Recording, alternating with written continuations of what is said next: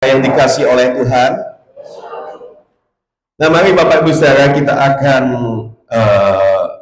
mendalami sebuah firman Tuhan. Bapak Ibu, kalau kita tahu dalam kehidupan ini, terkadang kita menginginkan sesuatu, kita menginginkan beberapa hal yang kita mau supaya Tuhan kabulkan dalam hidup kita. Nah, tetapi seringkali kalau yang terjadi dalam hidup ini Tuhan tidak mengabulkannya. Dan kadang kita memikirkan bahwa Tuhan, waktu zaman dulu aku di tempat yang dulu, pada waktu aku menyembah dewa-dewa, atau aku ke dukun, kenapa waktu aku di dewa-dewa yang dulu, atau mungkin waktu aku ada di dukun, itu Tuhan seringkali, kenapa ya Tuhan, seringkali waktu aku ke dukun atau ke dewa-dewa lebih dikabulkan ketimbang pada waktu aku ikut Yesus. Waktu aku ikut Tuhan Yesus, aku ingin sesuatu, aku ingin mendapatkan sesuatu, tapi kenapa hal itu tidak terjadi? Kenapa pada waktu zaman aku di tempat dulu, di masa laluku, waktu aku dengan dewa-dewa, dengan beberapa orang pintar atau dukun, aku menginginkan sesuatu lebih mudah dikabulkan ketimbang pada waktu aku ikut Tuhan Yesus.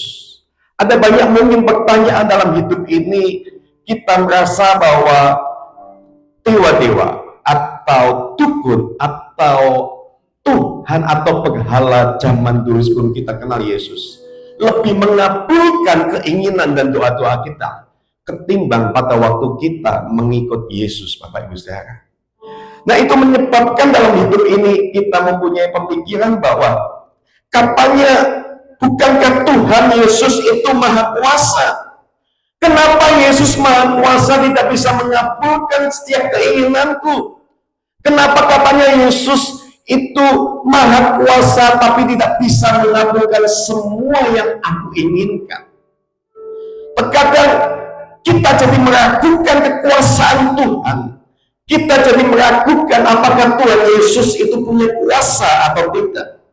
Karena kita memikirkan kenapa lebih banyak terkabulnya di tempat yang dulu. Di tempat sebelum aku kenal Tuhan, aku dengan dewa-dewi, atau aku dengan orang pintar atau dukun, aku lebih banyak dikabulkan keinginanku. Kenapa waktu aku ikut Yesus, beberapa keinginanku Tuhan tidak kabulkan? Dan itu membuat pemikiran kita bahwa Tuhan Yesus sepertinya mungkin tidak maha kuasa. Tuhan Yesus akan tidak maha kuasa karena tidak bisa mengabulkan semua keinginanku. Bapak Ibu Saudara, kalau kita punya konsep atau pemikiran yang seperti ini, itu adalah konsep pemikiran yang salah, Bapak Ibu Saudara. Karena kita tahu bahwa kemahakuasaan Tuhan tidak diukur daripada kita dikabulkan semua doa-doa kita. Oke, saya minta Sam sama Levi bisa ke depan. Sam sama Levi bisa ke depan. Saya minta. Ya, Sam sama Levi bisa ke depan. Bapak Ibu Saudara, kalau ada dua orang, Sam dengan Levi, Bapak Ibu Saudara. Kalau Sam sama Levi ini, ya, Levi dan Sam, Levi kalau mau sesuatu, Sam itu harus menuruti Levi. Sam semua yang apa yang diinginkan, itu pasti yang diinginkan oleh Levi. Sam itu harus nurut dan harus melakukan. Menurut Bapak Ibu Saudara, yang punya kuasa itu Levi atau Sam? Sam harus nurut apa yang diinginkan oleh Levi. Yang punya kuasa siapa? Levi yang punya kuasa. Karena segala sesuatu yang Levi inginkan, Sam harus penuhi dan turuti. Oke, makasih Sam sama Levi. Sekarang Bapak Ibu Saudara, kalau kita punya keinginan dan harapan, segala sesuatunya harus dituruti oleh Tuhan. Tuhan, aku ingin A, B, dan C, sampai Z. Semuanya harus Tuhan turuti, kan Tuhan Maha Kuasa. menurut Bapak Ibu saudara, sebetulnya siapa yang menjadi Tuhan? Jadi kita bisa punya kesimpulan kalau kita mengatakan bahwa semua keinginanku harus Tuhan turuti. Berarti kita menjadikan Tuhan itu hamba, Bapak Ibu saudara. Berarti kita menjadikan Tuhan itu hamba. Kita tidak menjadikan Tuhan itu sebagai Tuhan kita. Siapa yang menjadi Tuhan kalau segala sesuatu keinginan kita itu harus dituruti? Jadi kalau Tuhan tidak menuruti apa yang kita inginkan, itu karena Dia Maha Kuasa. Kalau Tuhan tidak Maha Kuasa, Dia akan mengiyakan semua keinginan kita.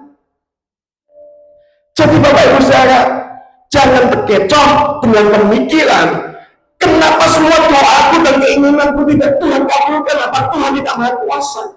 Loh, karena Tuhan Maha Kuasa, makanya Tuhan berhak untuk menolak setiap keinginan kita. Amin. Karena Tuhan Maha Kuasa.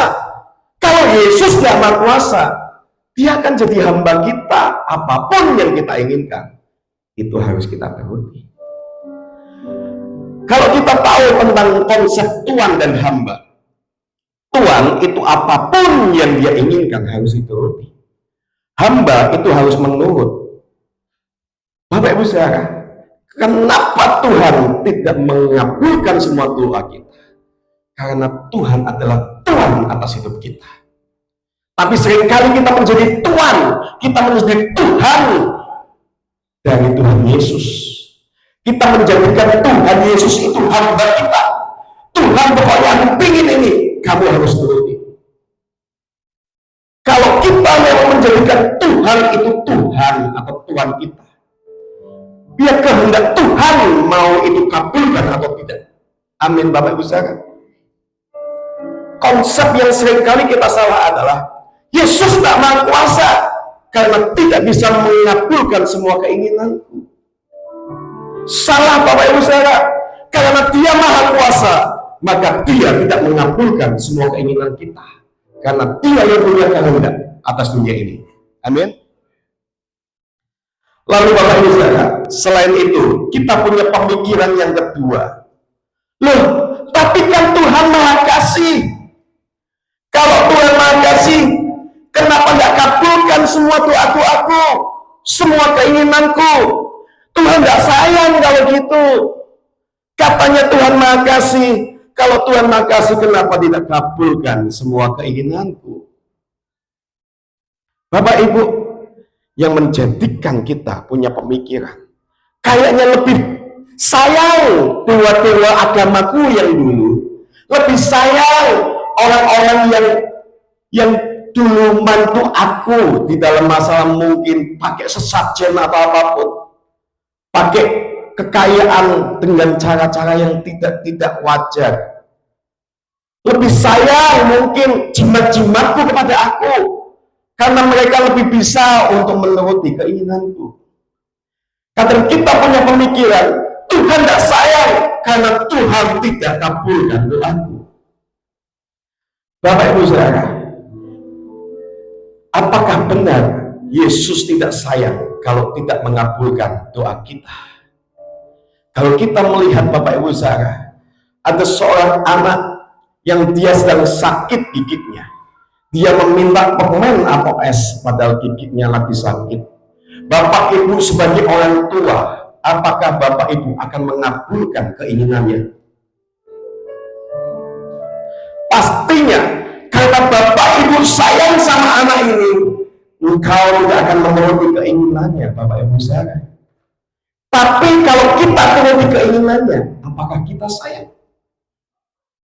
Konsep kita adalah Tuhan tidak turuti doaku, tidak kabulkan doaku, Tuhan tidak sayang. Salah besar. Karena Tuhan sayang sama kita, makanya Tuhan tidak kabulkan beberapa keinginan kita dan doa-doa kita. Amin Bapak Ibu saudara.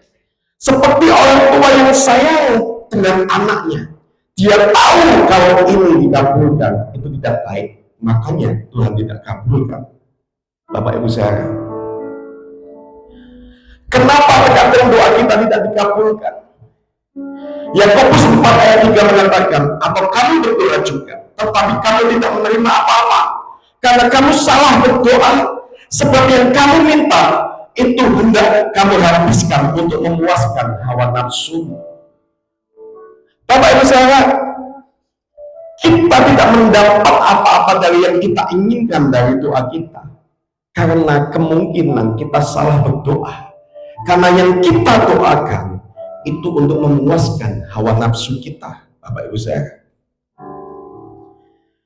Kenapa juga Tuhan tidak mengabulkan keinginan kita? Keinginan itu berasal dari hati kita. Nah, manusia yang sudah jatuh di dalam dosa, itu hatinya seperti ini, Bapak Ibu saudara. Matius 15 ayat 19, karena dari hati timbul segala pikiran jahat, pembunuhan, perzinahan, percabulan, pencurian, sumpah palsu, dan hujat. Bapak Ibu saudara, segala sesuatu yang ada di dalam hati kita yang sudah jatuh dalam dosa ini, ada banyak hal yang masih kotor, banyak hal yang tercemar dengan dosa. Makanya Tuhan tidak kabulkan semua keinginan kita. Oleh karena Tuhan tahu ada banyak hal yang mungkin kita inginkan itu timbul dari hati yang tidak baik, Bapak Ibu saudara. Jadi jangan salah sangka dengan Tuhan. Seringkali kita salah sangka dengan Tuhan. Tuhan tidak maha kuasa, Tuhan tidak sayang sama kita, kayaknya lebih sayang sama dewa-dewa atau mungkin orang pintar yang bisa mengabulkan keinginanku. Bapak Ibu saudara, siapa yang saat ini di dunia bisa mengabulkan semua keinginan kita? Ternyata ada satu pribadi selain Tuhan. Pribadi itu ada di dalam ayat ini, Bapak Ibu saudara. Pribadi yang selalu akan memberi kita selalu semua yang kita inginkan, yaitu di ayat ini. Kata iblis kepadanya, segala kuasa itu serta kemuliaan akan kuberikan kepadamu, sebab semua itu telah diserahkan kepadaku, dan aku akan memberikan kepada siapa yang kukehendaki. Tapi syaratnya, jadi jikalau engkau menyembah aku, seluruh itu akan menjadi milikmu. Iblislah yang bisa memberikan semua keinginan kita manusia. Tapi motivasi iblis untuk memberikan itu adalah untuk menjauhkan kita dari Tuhan. Jadi kalau kita menganggap agamaku yang dulu sebelum Kristen itu lebih mengabulkan keinginanku, semuanya dikabulkan. Oke Bapak Ibu saudara, semua yang mengabulkan itu ada di ayat ini. Iblislah yang memberikannya itu. Tapi itu tidak akan pernah gratis Bapak Ibu saudara. Itu akan menjauhkan kita dari Tuhan. Itu akan membuang kita dari yang namanya keselamatan. Bapak Ibu, mungkin kita waktu kecil pernah nonton film ini. Kita tahu film Nobita dan Doraemon, Bapak Ibu saudara. Doraemon itu sebetulnya adalah robot yang gagal. Dan dia ketemu sama seorang anak kecil yang selalu gagal pula. Orang gagal ketemu dengan robot gagal. Nah Bapak Ibu saudara, Doraemon ini ketemu sama Nobita. Nobita menginginkan banyak hal dalam hidupnya. Dan Nobita segala sesuatunya dikabulkan lewat kantong ajaibnya Nobita. Apapun yang Nobita inginkan bisa dikabulkan dengan kantong ajaib itu, Bapak Ibu saudara. Pertanyaan saya adalah, Nobita memang dapatkan semua yang diinginkan, tetapi kalau kita melihat semua ending cerita dari kalau kita melihat film Nobita ini, endingnya adalah kekacauan, bukan? Waktu dia menginginkan sesuatu hal yang bisa membantu dia, mungkin alat untuk mendapatkan barang atau apa, dia dapatkan itu, tapi endingnya akhirnya kacau, Bapak Ibu saudara. Bapak Ibu, itulah yang terjadi. Kalau Tuhan kita itu mengabulkan semua keinginan kita, segala sesuatunya akan kacau. Karena kita itu hatinya itu masih jahat, Bapak Ibu saya. Bapak Ibu, kalau kita menjadikan Tuhan kita itu seperti Doraemon, percayalah ending hidup kita itu akan seperti Nobita. Tuhan kita itu bukan Doraemon yang bisa mengabulkan semua keinginanmu dengan kantong ajaibnya. Tuhan kita adalah Tuhan yang bijaksana. Dia tidak asal-asalan membuka kantong ajaibnya untuk memberikan keinginan kita, Bapak Ibu saya. Kadang kita dapatkan pengajaran, dan satu pengajaran itu asal ngomong klaim ini, klaim itu, dan lain-lain. Tidak dapatkan, kamu tidak punya iman. Harus punya iman lebih. Kalau tidak dapatkan ini, harus lebih lagi, mungkin kamu tidak punya iman. Bapak Ibu saya mau tanya, waktu Yesus berdoa, Tuhan lalukan cawan ini daripadaku. Endingnya Yesus dilalukan tidak cawannya? Tetap disalib tidak? Apakah Yesus tidak punya iman? Waktu Paulus sakit, dia minta duri yang ada di dalam kakinya itu tercabut. Paulus berdoa, apakah Tuhan kabulkan? Tidak. Apakah Paulus tidak punya iman, Bapak Ibu saya? Saya kadang agak marah dengan beberapa orang yang asal klaim. Tuhan itu bukan agen asuransi, Bapak Ibu saya. Menurut saya, iman itu adalah memberikan kehendak kita kepada kehendak Tuhan. Terserah Tuhan mau ya atau tidak. Tapi kita seringkali jadi Tuhan, ngatur Tuhan. Aku ingin A Tuhan, kok nggak dikasih? Lalu pemimpin rohani yang aliran ini seringkali, kamu kurang imannya, puasanya, dan lain-lain. Kurang imanmu, makanya tidak dikasih. Bapak Ibu saya marahnya gini. Berarti dia menghina Yesus juga dan Paulus. Karena Yesus dan Paulus pernah berdoa dan tidak dikabulkan. Apakah Yesus dan Paulus tidak punya iman? Atau imannya kecil? Itu loh pengajaran-pengajarannya asal-asal roh, Bapak Ibu saya. Menjadikan Tuhan kita Doraemon. Tuhan kita bukan Doraemon, Bapak Ibu saya. Dalam suatu waktu ada seekor tikus, dia memimpikan punya makanan yang banyak. Ternyata terjadilah dia mendapatkan satu botol penuh makanan, Bapak Ibu saudara. Pada waktu dia mendapatkan itu, dia langsung ke atas botol itu. Teman-temannya mau minta, tidak boleh. Dia merasa bahwa ini adalah berkat dari Tuhan untuk dia. Dia merasa nyaman, dia merasa enak. Akhirnya dia makan itu. Tapi dia malas untuk keluar dari botol itu. Karena dia keluar, pasti temannya akan mengambilnya. Karena dia merasa bahwa ini adalah yang dia inginkan, yang dia doakan, yang dikabulkan. Dan itu adalah milik dia. Berkat itu milik dia. Makanya setelah dia makan, dia akan santai-santai duduk di botol itu. Dan nanti nunggu kalau dia lapar lagi, dia makan lagi. Dia makan lagi, dia lapar lagi, dia makan lagi. Tapi dia tidak mau keluar dari situ, Bapak Ibu saya. Dia cuma mau, aku yang penting nikmati berkat ini milikku. Endingnya setelah dia makan, semakin lama itu ternyata Bapak Ibu saudara, botol itu semakin dia ada di dalam botol itu. Dan pada waktu dia makan tidak kerasa itu habis, dan akhirnya dia terperangkap dari botol itu. Terkadang doa yang kita inginkan untuk Tuhan memberkati kita, belum tentu kalau berkat itu dikabulkan atas hidup kita, itu akan membawa hal yang baik untuk kita. Terkadang ada banyak berkat itu diberikan malah menjebak kita di dalam hal yang tidak baik, Bapak Ibu saya. Ada banyak orang yang mendapatkan kekayaan, tapi endingnya dia memakai kekayaan itu dengan hal yang jahat dan jauh daripada Tuhan.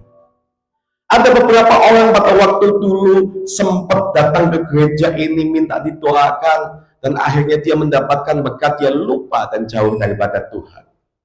Bapak Ibu Saudara, belum tentu berkat yang dikabulkan Tuhan dalam hidupmu itu berdampak baik atas hidupmu.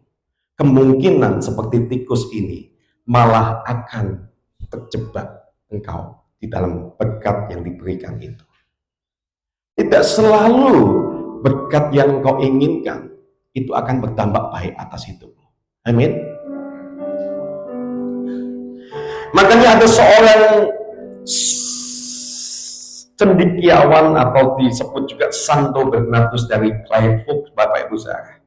Dia mengatakan seperti ini, jangan izinkan aku mendapat malapetaka dengan memberi apapun yang kuharapkan. Dengan memberi apapun yang hatiku inginkan, ini adalah hukuman paling mengerikan di dunia ini. Karena dia tahu hati manusia ini penuh yang namanya kejahatan dan iri dengki. Kalau dia tidak di stop sama Tuhan, kalau dia tidak dikuasai oleh Tuhan, hatinya yang jahat itu menginginkan segala sesuatu dan Tuhan memberikan semuanya itu akan menjebak hidupnya, Bapak Ibu Saudara.